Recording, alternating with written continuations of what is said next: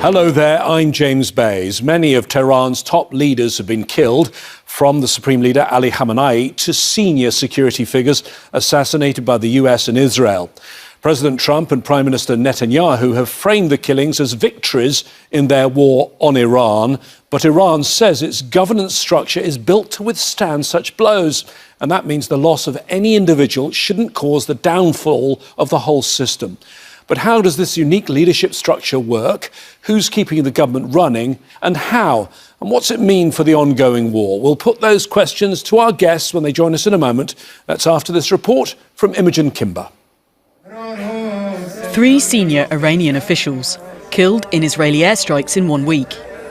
Security Chief Ali Larijani, Basij Internal Security Unit Commander Gholam Reza Soleimani, and Intelligence Minister Ismail Khattab. Those killings come after the US and Israel assassinated Ayatollah Ali Khamenei, Iran's supreme leader, on the first day of the war. Khamenei's close advisor, Ali Shamkhani, and Defence Minister Aziz Nasir-Zadeh were also killed on February 28th. There's no one left to negotiate, says the US president. Their leaders are all gone. The next set of leaders are all gone. And the next set of leaders are mostly gone. And now nobody wants to be a leader over there anymore. We're having a hard time. We want to talk to them, and there's nobody to talk to. We have nobody to talk to. And you know what? We like it that way. But Tehran says it can and will fight on. Iran's leadership and government structure is complex. Each key position reportedly has several replacements ready. But most importantly, the structure of governance and Iran's Revolutionary Guard Corps uses what's called a mosaic defence structure. It's decentralised. Not all leaders and commanders are based in Tehran, but spread across Iran and able to function independently.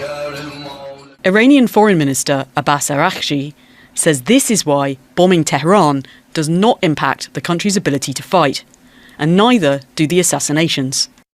I do not know why the Americans and the Israelis still have not understood this point. The Islamic Republic of Iran has a strong political structure with established political, economic and social institutions. The presence or absence of a single individual does not affect this structure. Ayatollah Ali Khamenei has been replaced by his son, Mojtaba Khamenei. People have not come out to protest against the government in large numbers, as the US had hoped. Many have been rallying against the US and Israel, although it is reported that government crackdowns on dissent is strong. So Iran says it will not surrender, and that it remains strong enough to fight on. Imogen Kimber, Al Jazeera for Inside Story. Well, let's bring in our panel of guests who are going to discuss all of this on today's Inside Story. And in Tehran, Hamid Reza Gholamzadeh, director of House of Diplomacy, a think tank. In Geneva, Ali Vaez, director of the Iran project at the International Crisis Group. And in London, Tim Ripley, defence analyst and editor of Defence Eye. Can I start with you, Hamid Reza, there in Tehran? You have had many of your leaders killed right at the beginning of this war. There's been a policy by Israel particularly, but also of the US, of assassination and decapitation. Over 40 top officials and commanders have been killed. Who is running things in Tehran? Thank you very much for having me. If you look at Iran, the way the Americans and Israelis look at it and call it a regime, then it would be dependent on the people and figures. But if you look at it as a country, which is and a normal country working just like any other country, it is structure-based. So the system and the structure of the power is working. And for Iran, that's the story. Every official has its own position. And after the 12-day war last June, it was ordered to all the officials, either politicians or the armed forces, to appoint at least 3 substitutions for themselves. So at least 3 people or up to 5 people are clear to be in the chain of command for each position. So with that, even if the people are removed, the system would work very smoothly and very correctly as it has been supposed to do. But who? But who? Hamid Reza. Who is an overall charge? Because it's supposed to be the new supreme leader, the son of the previous supreme leader, Mojtaba Khamenei. But no one has seen him. It's 2 weeks since he took control, supposedly. He's not been seen when he got the job. He's not been seen. It's a very important time in Iran. It's Eid and it's also Nowruz, the Persian New Year. He's not been seen. Where is he? Is he even alive? Some are asking. So a commander-in-chief doesn't rule by being seen. He rules by giving orders, and he is doing the job by whatever it needs to do.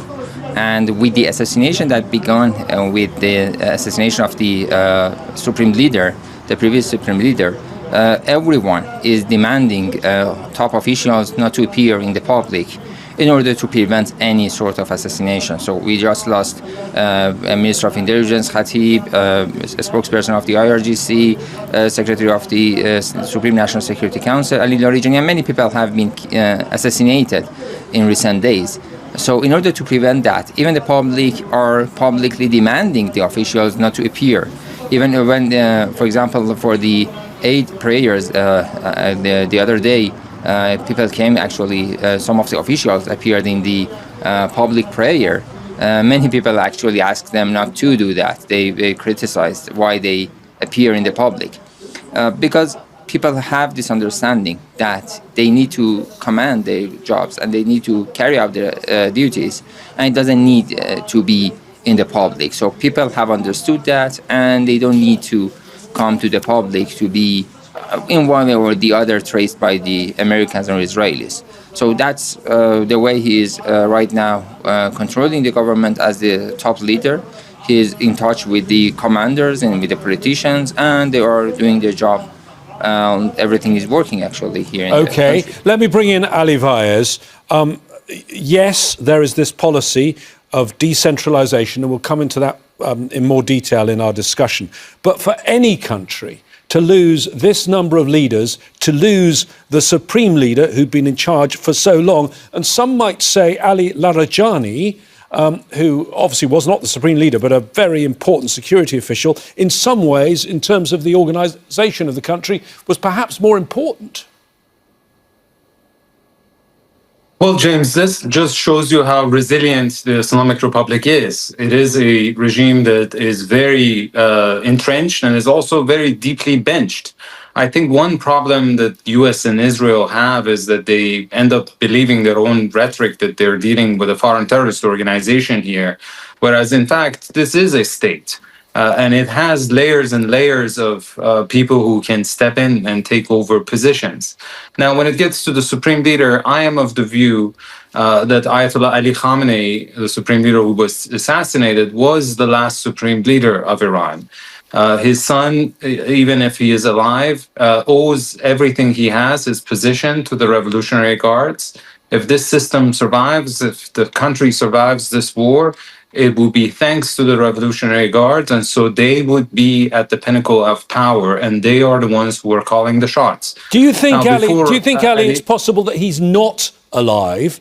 Do you think that that is a gambit that could be played by this government? There's no way the Israelis and the US can target a man who's not actually alive, of course. We can't rule anything out because there hasn't been any sign of life. We have seen 2 statements from him read by somebody else, but we have not seen any image or any audio that indicates that he is indeed alive. I understand that for security reasons, he should probably not take any risks, but again, we don't have any evidence to point to the contrary. The final point I'll make is that people like Ali Larijani, the national security advisor who was killed just a few days ago, we're really stepping in to fill the vacuum and run the country. And that power, I think, has now gravitated towards the Speaker of Parliament, Mohammad Bagher Qalibaf, who's also a former commander of the Revolutionary Guards. And if even he is eliminated, I'm sure that there will be other people who would be able to step in and prevent the system from imploding. Tim, we heard Hamid Reza say he doesn't need to appear in order to run things from behind the scenes. But normally you'd expect in a country that is facing the challenges and the bombardment that Iran is facing, a leader to appear, or his voice at least to appear, to rally the people at such a difficult time, would you not? It's a very obvious point, but remember this country is under direct attack and its leaders are a prime target. So it's obvious they would try to make very drastic security precautions to prevent themselves being targeted and located by the Israelis and the Americans. I mean, we've heard lots of sort of stories about how the Americans and Mossad are tracking Iranian leaders through the traffic cameras or the mobile phone systems. All those electronic footprints could lead to the Americans and the Israelis towards these figures. So trying to cut themselves off and trying to hide is an obvious thing to do at this moment in time, because the strategy of Iran is to survive. At the end of it, if they have a political leadership that can stand up and say, we are running the country, they can claim victory. So in the duel between the Americans, the Israelis and the Iranian government, surviving must be a number one priority for the Iranian state, and to do extreme measures to protect itself has to be an obvious thing to do. Hamid Reza, clearly the intelligence in Iran was compromised for them to be able to target so many leaders. But do you think going forward, as the commands transfer to a different level, it's going to be harder for the CIA and Mossad? They clearly had built up a good intelligence picture on the leaders, but as it transfers to the second in command or the third in command, might be much harder for them then. As it moves on forward, it would be more difficult for the Americans and Israelis to target the officials. The security and the considerations would be stronger here in Iran. And on the other side, they are the figures are more unknown to the Americans, so they cannot easily find out who is replacing who and who is doing the things. And it would be more difficult to find out about them and then find intelligence and then target them. So every layer that we go on, it would be more difficult for them, and it would be better for Iran. That's why one of the reasons that it is said that time is in favor of Iran, and as we go on in time, it would be better for Iran and more damaging to the Israelis and the Americans, because they have lost, they have already actually run out of bank of targets. They have run out of bank of officials as targets. And then it would be just going to destroy the infrastructure or the civilians and houses to be attacked. Actually, for the past couple of days, everything that has been attacked in Tehran were residential buildings, just people who are retired people. At least 2 or 3 people I know were just retired people without any connection to the IRGC, to the military, to the government. No, nothing. So they're just killing civilians in order to make people frightened. That's all that the Americans are doing right now. And if they go, as President Trump has threatened, to go for the infrastructure, then it would be something like what happened in South Pars and in Qatar in the attacks about the oil infrastructure. So when we are moving on, when the time passes, it would be more difficult for them and easier actually for the Iranian side to make better targets in the fight. Tim, I mean, if we look at what President Trump said, and I know when you look at his aims and what he wanted to do with this war, some of it's very contradictory, and he said so much. But one of the things he said was he wanted a Venezuela model, that perhaps he could get someone who could take over the country with all of its structures intact. He wanted an Iranian version of the Venezuelan Vice President Delcy Rodriguez. They've made that impossible, have they not, with this continual tactic of assassinating leaders? President Trump has famously said, we're running out of people to talk to. I mean, that's one of his quotes that he's come out with. I bow to the expertise of my 2 colleagues here on Iranian politics, but I would sort of imagine that Iran has a deeper and its leadership has a deeper ideological motivation than the Venezuelans or other countries where Trump has intervened in the past. And this is a very different society, a different political culture, a different political leadership, and a different scenario. So, lots of commentary about how President Trump has bitten off more than he's chewing in this war, and certainly American understanding of how the Iranian leadership works it's been found wanting. Ali, let's talk about Iran's military strategy here, and we'll get to that policy of decentralization. Iran has relied in the past on its axis, on its proxies. They have been degraded. It seems the things they're relying on now are their missiles and this policy of decentralization and fighting an asymmetric war, not fighting the US at its own game, but basically leveraging effects on the global economy. Within that strategy, how important is this mosaic defense that they've got? Well, it is very important because the U.S. has demonstrated extraordinary capabilities in the past and in this conflict as well, but especially in the invasion of Iraq in 2003, of destroying command and control. And so that's when the Iranians realized that they would have to hedge their bets, they would have to divide command and control among all the 31 provinces so that cutting off the central node doesn't paralyze the entire system. Now that creates potentially some space also for freelancing, which could be dangerous. But in this particular conflict, I don't think that command and control from Tehran has been disconnected. Remember that the Iranians knew as of June 2025, at the end of the 12-day war, that another round was coming, another conflict was around the corner. And so they had all sorts of contingency plans in place. They had an escalation roadmap that I feel that they are implementing step by step. And that has been clearly communicated to all the command and controls throughout the provinces. So I don't see a lot of space for freelancing at this moment. And again, the central node is still operational. But the concept is basically to stretch this conflict in time and in space, because Iran has a much higher capacity to absorb pain than the United States and Israel. And so the idea is that eventually the US and Israel would have to blink first because Iran has longer endurance in this conflict than they do. Ahmed Reza, you told us earlier on about this mosaic strategy that they designated people 3 ranks down in case people were assassinated. But isn't there a problem there that you are going to get less experienced, less competent, less capable people as more junior officers step up?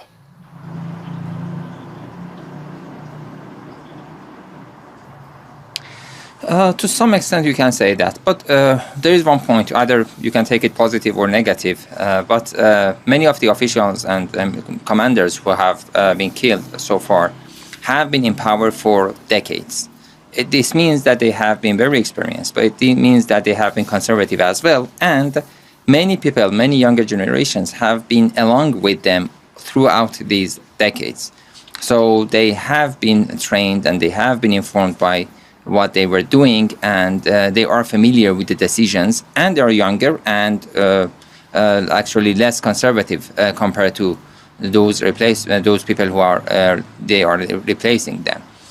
So to some extent, yes. To some extent, no. It would be actually better for them to be with more ideas about what to do, with more solutions and with more options on the table.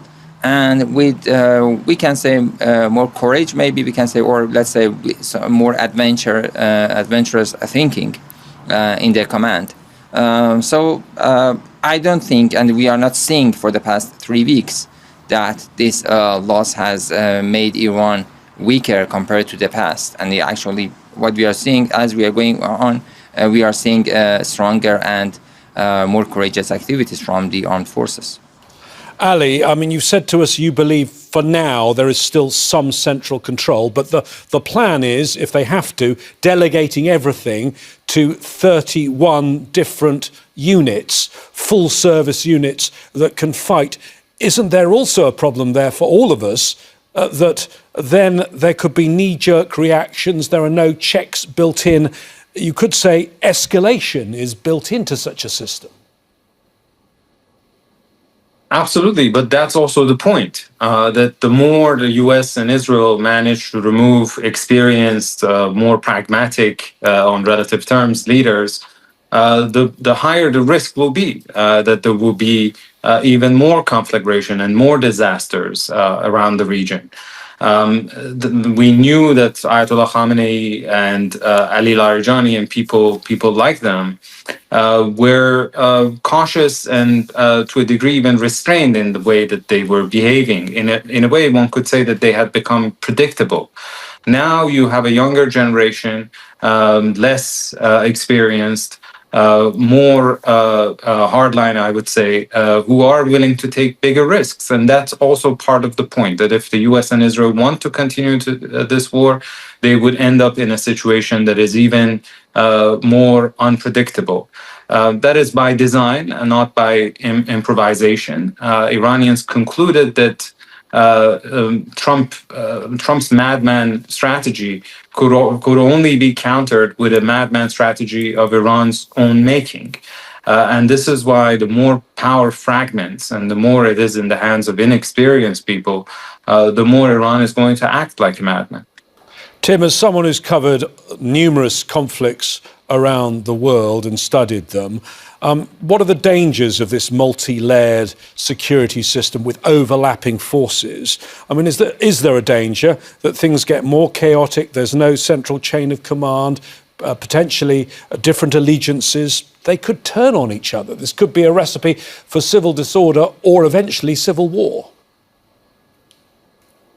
Well, it's obviously what the Americans want, and that's how they're trying to drive wedges in the Iranian elite and the Iranian government. But it also is a strength, because this is turning into a war of attrition, with both sides trying to hit the other's weaknesses. Now, the more and more that the Americans go after these prestige targets, the factories, the missile bases, the nuclear sites, the more the Iranian side has an incentive to go after the weakness of the Americans, which is fundamentally the Gulf oil industry and the price of oil. Now, that needs to be done in a relentless way if it's to be effective.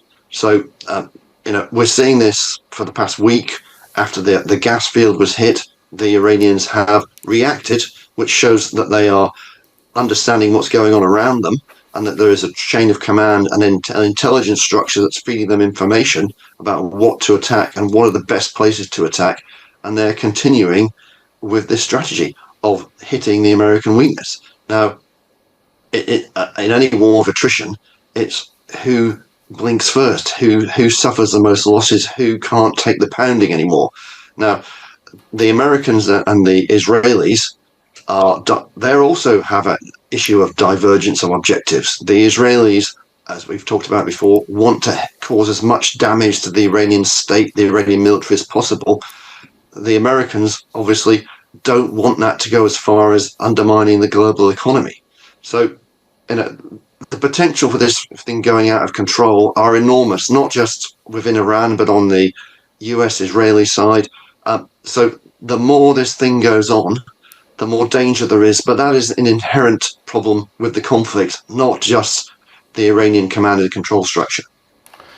Ali, I mean, if we look at the region, obviously every country in the region, the circumstances are unique, and every country is different. But if you look at Iraq, 2003, Libya, 2011, Syria, more recently, 2024, in the end, those in power fled when they lost control of the capital. But of course, in all of those cases, ground forces were in some form involved. Only one of them involved US ground forces. Do you see any way that if the US wants to topple this regime, it can do it without ground forces? No, I don't see any realistic option available by using only air power. In all the cases that you mentioned, the power structure was like a pyramid sitting on its head. In the Islamic Republic, you have a multi-layered and multi-center power structure with overlapping responsibilities and authority. And this is why you can't really bring the regime to its knees by killing the supreme leader or his successor or his successor's successor or some senior officials. I mean, it is quite stunning in the annals of war to take out so many 3-star, 4-star generals and top command, and for a system to continue punching and acting according to a plan that was already put in place even prior to this conflict. Now, the U.S. might try to take over some of Iran's territory, like some of the Gulf Islands, in order to try to reopen the Strait of Hormuz. That is a very risky operation, wouldn't necessarily deliver the expected result, but it also is certain not to generate the outcome that the US might have in mind, which is regime change. Because at the end of the day, you really need a high number of armed either opposition or boots on the ground, which currently doesn't exist. And creating it would create a lot of time, and it could go wrong in more than one way. It can result in civil strife in a country like Iran, which has a lot of ethno-sectarian fault lines. So all in all, I think the US got into this without really a strategy for the day after, but a lot of wishful thinking. Thank you very much, Ali Vyas, Hamid Reza Ghulamzadeh and Tim Ripley. If you've missed any part of our discussion, remember you can see this and all of our programmes anytime you want at our website, aljazeera.com. We'd like to hear your views too. Post them on our Facebook page. That's facebook.com/AJ Inside Story, or find us on X. There we are at AJ Inside Story. And now that's it from me, James Bays, and all the team at Inside Story. Al Jazeera's coverage of the war continues in just a moment.